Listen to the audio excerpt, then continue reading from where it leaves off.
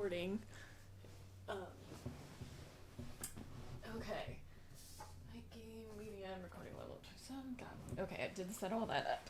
Okay. And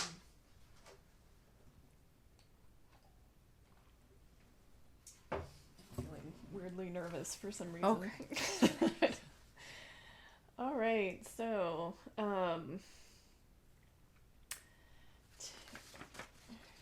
we're gonna have the intro and then probably a little bit of music and okay.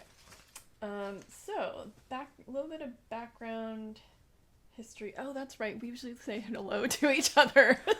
Hi, Becki. Hey, Lori. um, okay. So this walk was around Rocky Butte, and a little bit of background and history of that.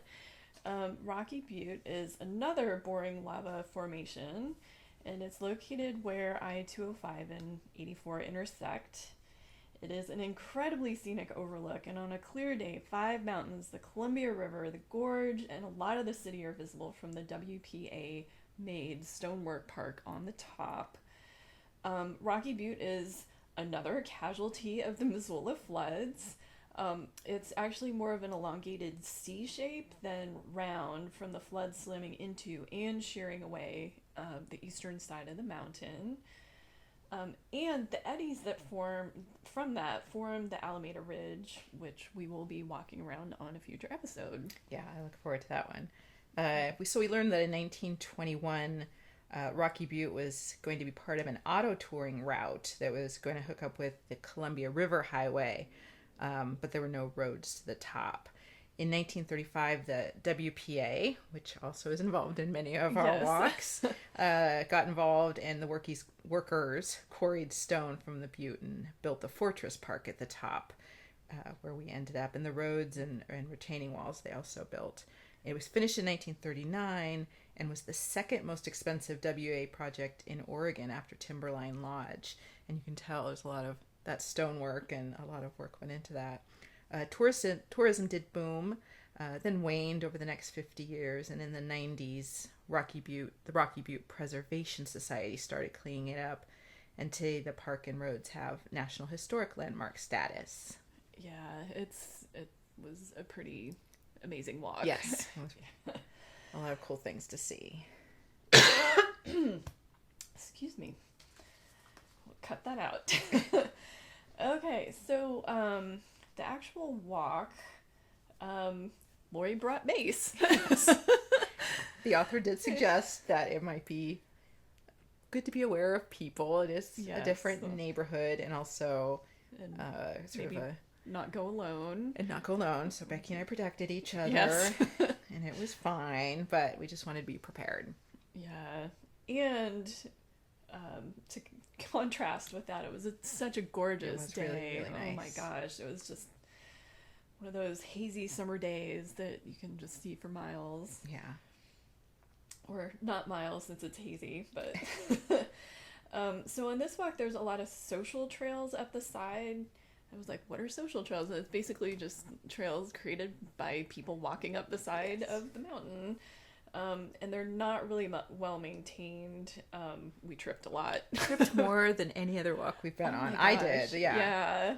And I decided that I was not going to read and walk this time. Because, not good. And this walk also had the most broken glass I've ever seen on any of our walks so far. And that might be an effect of the houseless population. I don't know. Or could be just a good place for kids to go and throw glass. But yeah, because of all of those rock walls, it probably sounds great. Yeah. We were thinking that after a night of beer drinking, it would be a lot of fun to throw your beer can or beer bottles off the side. Yeah. According to the book, not many tourists or even Portlanders come here. This is actually the first time I went there. For some reason, I thought it was in Maywood Park, and Maywood Park was private and you couldn't go in there or something. So this was my first time.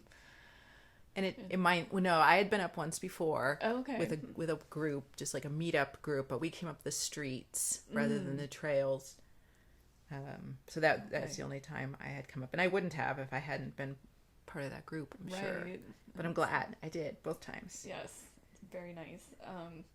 So we started at the northeastern corner of Rocky Butte in a tiny piece of Maywood Park, which I will talk about later because I found that interesting. And then we walked up the eastern flank right next to 205, and the exit 22 sign on I-205 is actually one of the landmarks that Foster uses to direct us on our... And we could see it through the trees. Yeah. But I was thinking too, so the sort of foresty area we were in, just trying to disregard the freeway that was there, but the sheer cliffs through the trees reminded me, I was saying of that film, Picnic at Hanging Rock. It was just sort of eerie and beautiful. Yeah, and hang on, page turn. Yeah, I have never actually seen that film. I would recommend it. There's a newer version too, which is not quite as ethereal. It's a little more modern, which is also good. It was a mini-series. Oh. The original film is very kind of creepy and interesting. And, okay. yeah, if you ever get a chance to see it. It's set in Australia. Okay. And in the woods also, there were a lot of campers. And we sort of supposed that's why we were recommended to not go alone and why we brought the mace. But they minded their own business and nobody bothered us at all. Yeah, they're just living. Yeah, just trying to find a place to live. We actually did see some climbers, which she mentioned in the book, as this is a popular place for climbers. And then there also used to be a jail on the southeastern side, but it was closed in 1983 because the noise from 205 was, quote, deemed inhumane to the jail's inhabitants and employees, unquote, which I totally understand. It was horrible. That was so loud. And one of the cool things about the jail is after it was closed, some of the stone from the jail has been used to repair the historic Columbia River Highway. Then we went under the bridge to the old site of the Hill Military Academy, and this was kind of closer to the top. It's owned by the City Bible Church now, and there's like this weird dome building. It was really there. ugly. Yeah, it reminded me of Logan's Run. Yes. I feel sorry if whoever had to go to church there, but wherever you can fit people. Maybe it's beautiful inside. It could be. Yes, I don't know. Check it out sometime. Then we started going up the street, and it was rather steep. Yes. And there were some bicyclists coming down, and they were very fast, and the buzzing of their wheels made Becki think there was some kind of machinery in the woods, because she didn't see the cyclists before I did. Is there some sort of water pump? Like, is this how people get their But they water? came down fast. Oh my gosh. It was scary to me, not thinking they were going to hit me, but that they were going to wipe out or come around a corner and hit something. So yeah, they're brave. Yes, brave cyclists. You had mentioned that even on a modern, really nice, capable bike, you would want to go down there. Not. But considering your current bike. Yeah. I guess that's a reward, though, for getting to the top, because it would be really hard to ride your bike all the way up there. Yeah, it'd be like just walking, probably. Yes. About the same speed. Then we walked the rest of the way up to the top. We found some blackberries along the way.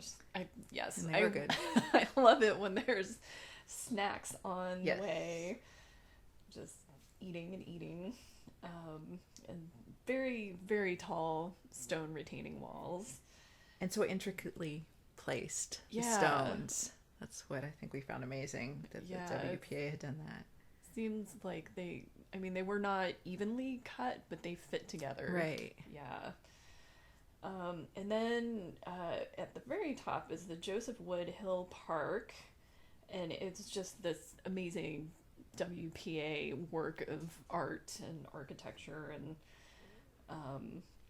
also in the middle of that is an airway beacon from 1931. It's on the National Register of Historic Places, and it's surrounded by flowering currants and roses. And those were so pretty. Yeah, it just looked really nice. This sort of old-fashioned structure at the top, just Yes. surrounded by overflowing with flowers and fruits. Yeah. And there's also the panoramic view from the top. And there's a marker up there pointing out all the mountains, and Mount Tabor's actually on there, which was Yes. kind of cool. And you can also see the airport, and I got to see a plane land. Yeah, that was cool. Which was great.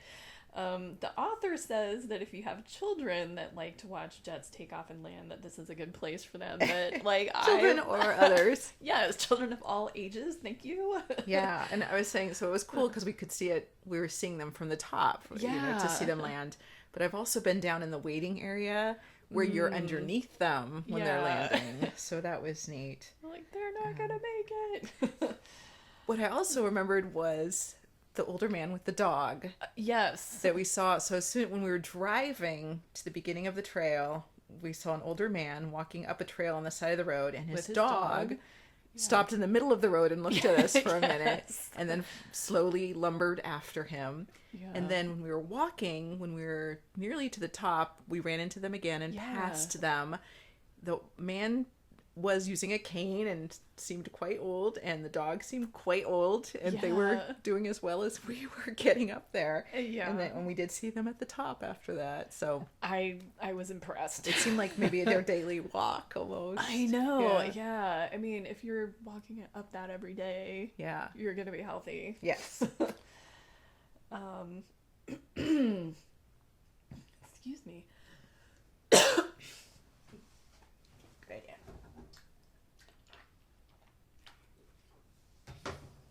Okay.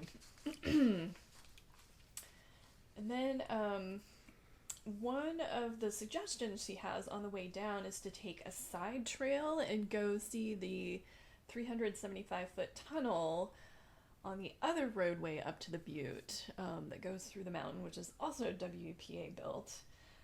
And that was a very treacherous trail. Very steep, a lot of slipping. Yes, and it hadn't even rained or anything. It was Yeah. just, it was dry, and I mean, the trail was slanted so much that Yeah, we were Just like, is this right? Are we Right. supposed to be here?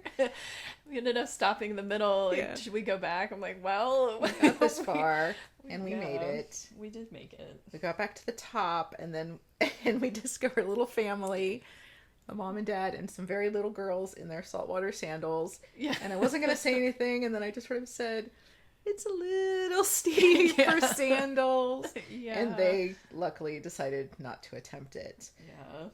So I nosed in. Yes. Hopefully that was good. I think so. Probably prevented some scraped Yes. knees. Then we walked all the way back down to the car. This was an out and back one, and drove to the grotto, which is very close. And I had never been there, and they were having Saturday Mass, which I had not necessarily heard of. I mean, I know people can go to Mass Yes. on Saturdays, but I didn't know they would have a huge Mass because there was a ton of people there. They were packed. Yes. And the priest definitely had a lot of flair in his Oh, sermon. yeah. He was talking it up. I can't even remember what he was talking about. So. Something about being addicted to your phone. That's I think. right. Yeah. Instead of being a community. So that way, that makes sense. Yeah.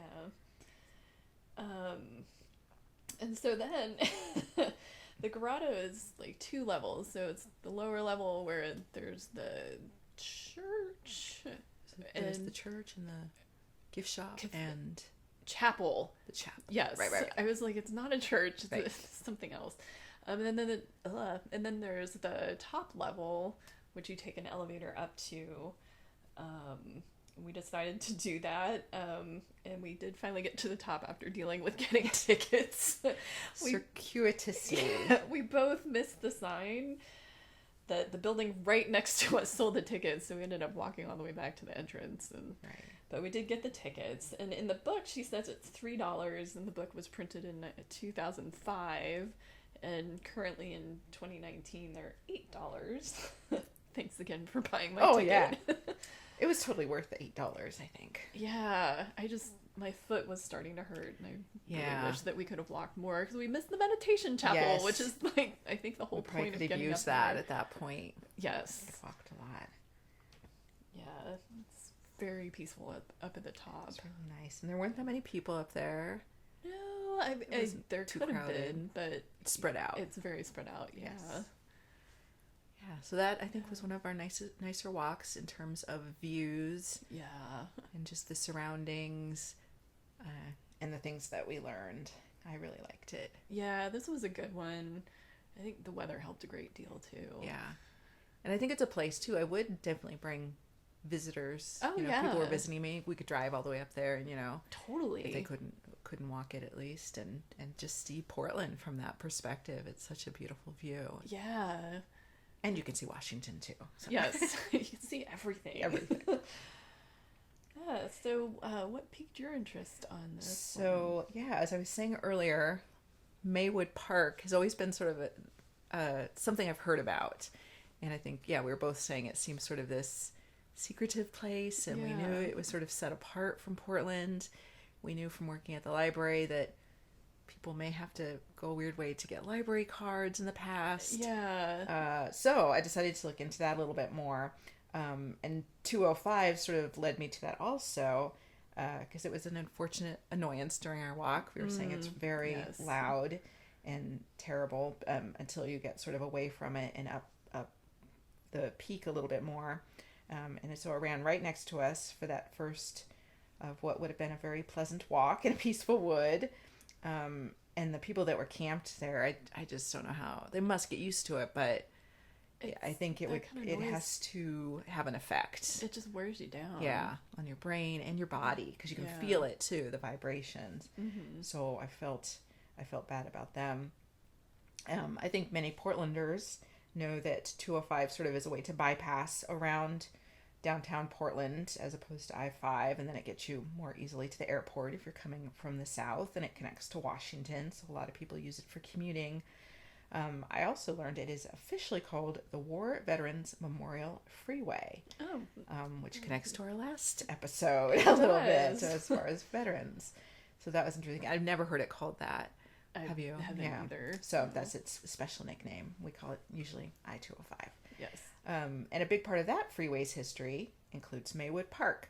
So it's a tiny little community, mostly across the freeway. We went through just a little sliver of it on our walk, but most of it is on the other side of the freeway, and there's no way to the east. Yes. Yeah. There's no way you couldn't walk to it from there. You'd have to go around and get on the freeway, or take one of the side streets a little further down. So the author of Portland Hill Walks mentions that it's its own little city and completely surrounded by Portland. And I didn't know much of its history, so I learned that it was once just another plot of land outside of Portland. It was bought by developers in 1926 when Sandy Boulevard was extended to ease driving, and Sandy Boulevard was part of what we talked about. Sort of cars were becoming more prolific. Yeah. People wanted to go on drives, so all of that was sort of started to build up. But then people wanted to live and build homes sort of outside the city as the population grew. So that was bought by the developers. It was delayed a little bit because of the Great Depression, but by 1943, 400 houses were standing and ready to be sold. And I found some listings in Old Oregonians in a 1943 Oregonian. There were several houses selling for $6,950. And I used an inflation calculator and discovered that would be about $102,000 today. Totally reasonable. In terms of dollar to dollar. Right. But I found one of the exact houses that was listed in 1943, and it's listed today for $440,000. Oh my gosh. So inflation is different, inflation dollar to dollar is different than what a house is worth in Portland these days. So that was really interesting to me. So the people that were living there lived quite peacefully until 1967, and that's when the freeway was going to be built through their community. Ugh. So at that point, they had been part of Portland, but decided to incorporate into a separate city because they hoped that would help them fight I-205. Portland, the city of Portland, was not helping them, so they thought perhaps as their own community they could fight it, and unfortunately they failed. As we know, I-205 is it exists. right there. Yeah. 82 of the homes were razed. 82. Yeah. That's wow. Very sad. So they did get some concessions for the noise, though, in their fight. The freeway is graded down instead of, the same height as the rest of the land. It's okay. It's like a sunken Exactly. highway. Oh. Yes. So it sinks down, and that's sort of the same way we've heard before. Like, there was another place that we walked where it naturally sunk down. So that apparently was supposed to help with the noise. There are retaining walls there. I don't know how much they help. Nothing seemed to help. There were some walls where we were walking into, and it didn't seem to make a difference. So I'm not sure how much those walls help, because they didn't dampen the noise where we were. So those are the concessions they got. Maywood Park still exists as its own city. They have their own mayor.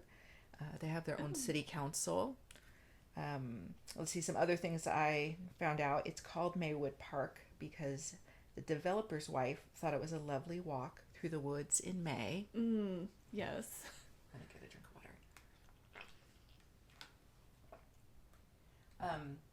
We talked about the 911 thing. They can call 911. Oh. But the sheriff responds instead of the police. So okay. they don't use City of Portland police, but they can use Multnomah County Sheriff when they need them.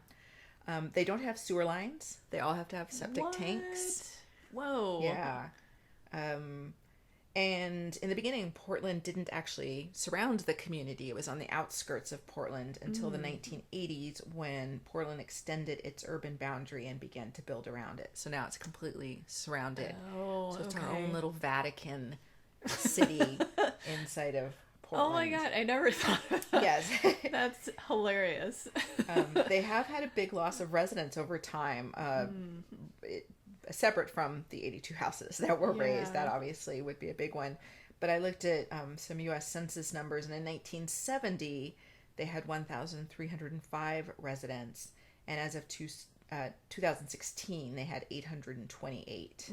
So I'm not sure what that means. Although 800 is the size of the small town I grew up in Southern Oregon. So I know what that sort of small feel is like. And it is really nice. I was looking on Google Maps to look at just some of the houses, and there's quite a difference just in the demarcation between Maywood Park and Portland. Really? As far as how clean it looked, how nice the houses seemed to be kept.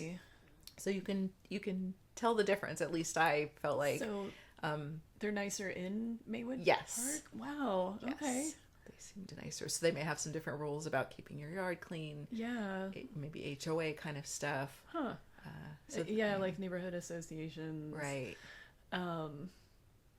So do you know if the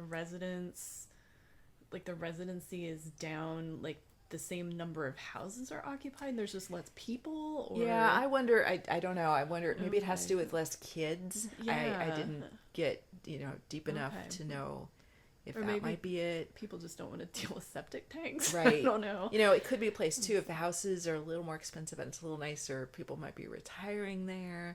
So yeah, less kids, less families. But I don't know for sure. I wondered about that too. So that would take some deeper research. Okay. But yeah, that's Maywood Park. Now we know. Yeah, and now I know that I can actually drive into you can drive there. In fact, I just haven't had a chance, but I wanted to take a little tour through it and just see if that perception from Google Maps was true, if it was nicer. Yeah. And just kind of see what it's like. Oh, cool. So what did you dive into, Becki? Well, hang on just a moment.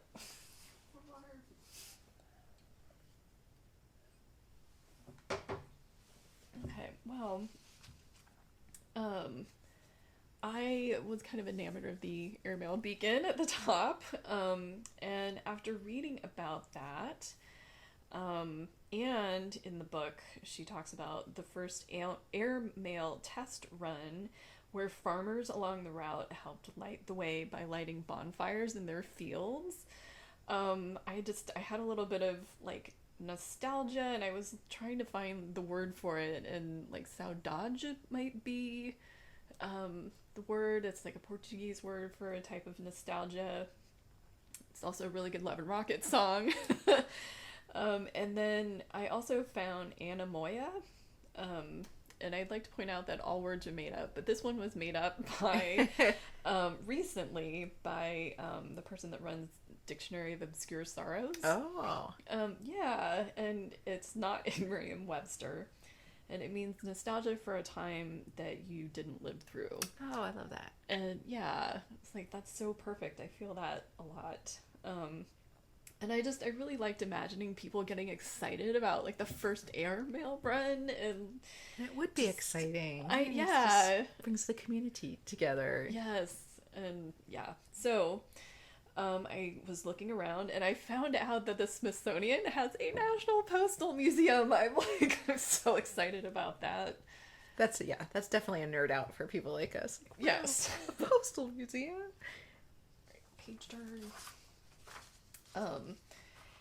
And so on that website, I found out that there are concrete arrows that were also part of the beacon system as well as the towers.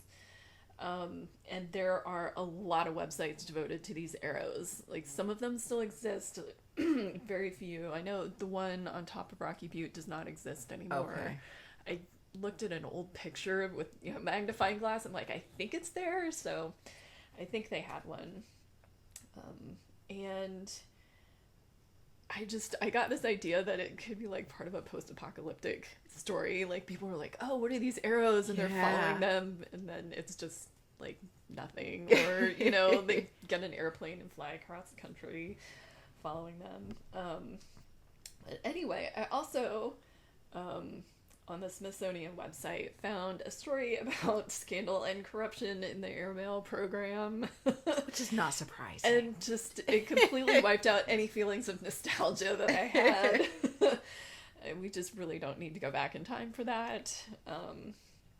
So then I was also poking around the United States Postal Service website, and they have a short history of airmail on their website. And I stumbled upon the first female airmail pilot. Nice. Yeah, her name was Catherine Stinson, and she was nicknamed the Flying Schoolgirl. And she just sounds so cool. She's... Anyway, she was born in 1891. She earned her pilot's license in 1912, 9 years after the Wright brothers' first airplane. She was on it. She was ready. She was the fourth woman in the U.S. to get her pilot's license. She got the nickname, the Flying Schoolgirl, because of her diminutive stature. She started flying at 21, but she looked much younger. She always said she was 101 pounds. And, oh, wow. really had to have that extra 1 pound. The reason that she got her pilot's license was because she heard that pilots made a lot of money, and she wanted to pay for her piano lessons. That's awesome. And she wanted to eventually go and study in Europe. However, after flying, she fell so in love with it, she ditched the piano plan. Kind of cool too. I know.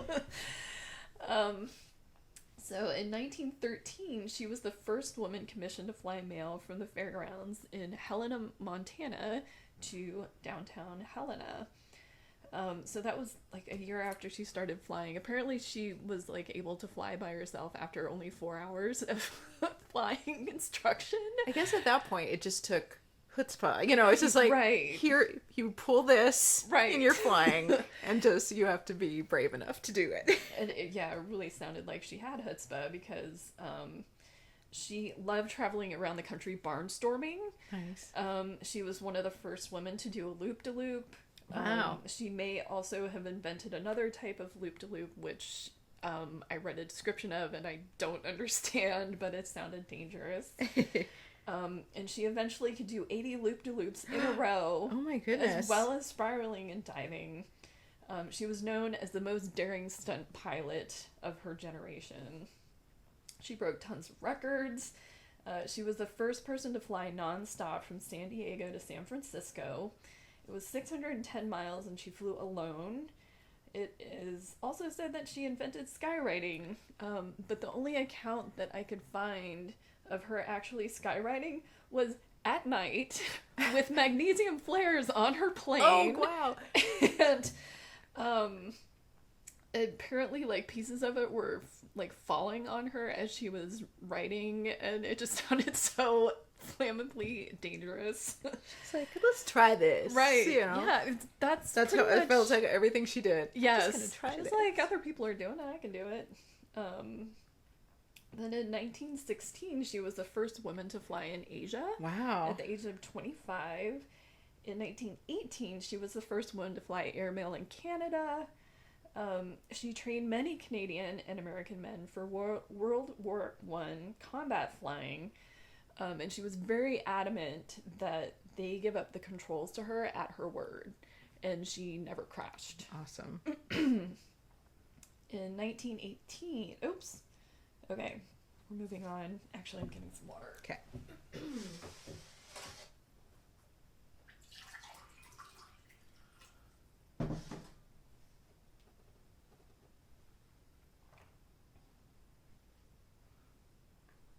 I knew how to talk without getting phlegmy. Alright. Okay. She volunteered for combat like many, many times. I think she was just really pestering whoever who would let her do that, but she was turned down. What a surprise. Yeah. She then turned to airmail and tried to fly nonstop from Chicago to New York, but she hit bad weather and had to stop 150 miles short. That's still really far. Yes. Especially in the plains of that time. Yeah. She also flew at exhibitions to raise money for the Red Cross for the war effort. She raised a total of $2 million. Wow. Yeah. Then she became a World War I ambulance driver in Europe and ended up contracting the flu and tuberculosis. She moved to New Mexico to recover because of the dry air, which also kind of learned about that. Yes. She was sick. She was sick for 6 years. It scarred her lungs and made her decide to give up flying. Oh, no. Yeah, I bet if she had been allowed to fly in the war, she would have totally been fine. She then studied to become an architect, and she designed award-winning homes in Arizona.